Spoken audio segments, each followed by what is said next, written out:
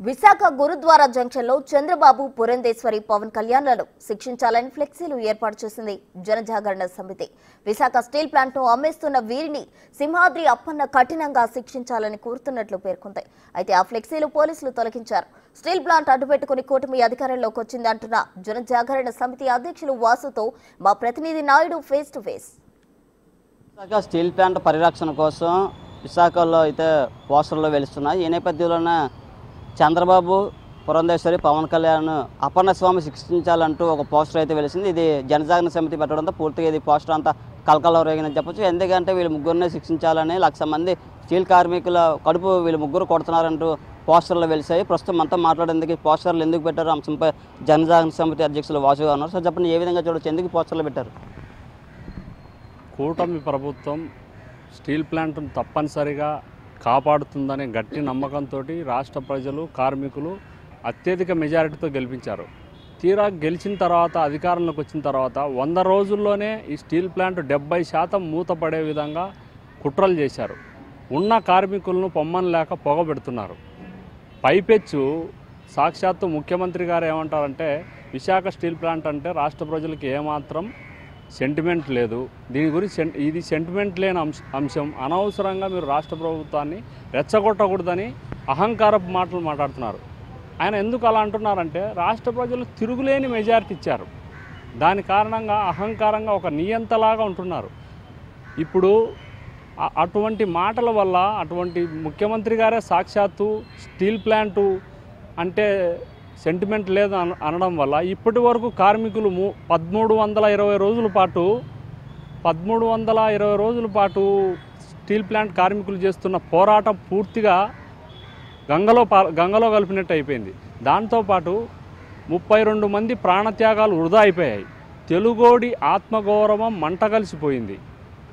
దిక్కులోని వాడికి దేవుడే దిక్కు అన్నట్టు మన ఉత్తరాంధ్ర ప్రజల ఇలవేల్పు సింహాచలం అప్పన్న స్వామి, ఈ కూటమి నేతలు ఎవరైతే ఉన్నారో ముగ్గురు మోసగాళ్ళు, ముఖ్యమంత్రి చంద్రబాబు గారు, ఉప ముఖ్యమంత్రి పవన్ కళ్యాణ్ గారు, అదేవిధంగా బీజేపీ రాష్ట్ర అధ్యక్షురాలు పురంధేశ్వరి గారు, ఈ ముగ్గురిని కూడా మన సింహాచలం అప్పన్న స్వామి కఠినంగా శిక్షించాలి, ఈ మోసగాళ్ళను. దాంతోపాటు పవన్ కళ్యాణ్ గారు ముగ్గురు మోసగాళ్ళని సినిమా పేరుతో హీరోగా నటించి సినిమా తీస్తే అది పెద్ద ఎత్తున హిట్ అవుతుంది. దానికి సహాయ నటులుగా మన చంద్రబాబు గారు, అట్నే పురంధేశ్వరి గారు సహాయ నటులుగా నటిస్తే ఇంకా బంపర్ మెజారిటీ తోటి సూపర్ హిట్ అవుతుంది, బంపర్ హిట్ అవుతుంది. తెలంగాణ ఆంధ్రప్రదేశ్ ప్రజలు కూడా బాగా చూస్తారు. మేము ఈ ఫ్లెక్సీలు ఎందుకు పెట్టామంటే ఈ విశాఖ స్టీల్ ప్లాంట్ చావు బతుకుల్లో ఉంది. విశాఖ ప్రజలు కూటమి ప్రభుత్వం స్టీల్ ప్లాంట్ ముంచేస్తున్న విషయాన్ని వాళ్ళకు అర్థం కావాలి.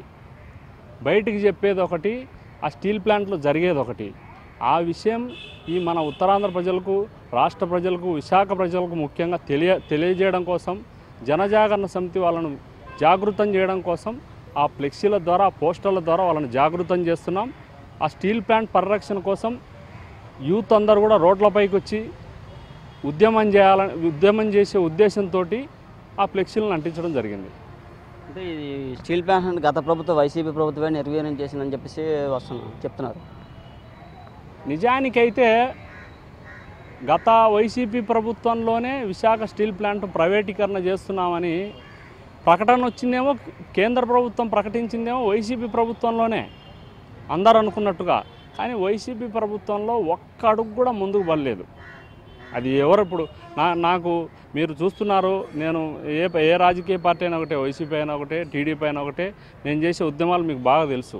గత ప్రభుత్వం కూడా నా మీద కేసులు పెట్టింది, ఈ ప్రభుత్వాలు కూడా కేసులు పెడుతున్నాయి.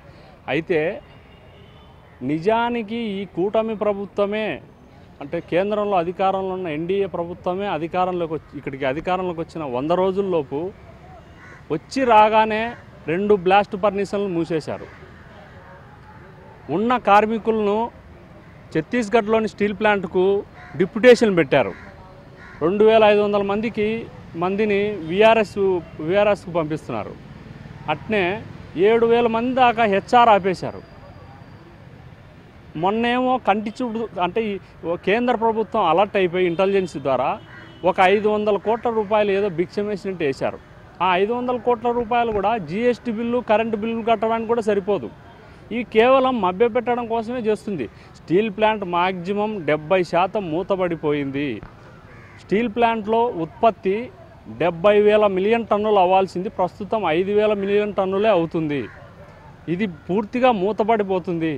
ఇది ప్రజలు అందరూ తెలుసుకోవాలి. రోడ్లపైకి వచ్చి పెద్ద ఎత్తున ఉద్యమం చేస్తేనే స్టీల్ ప్లాంట్ను మనం కాపాడుకోగలం.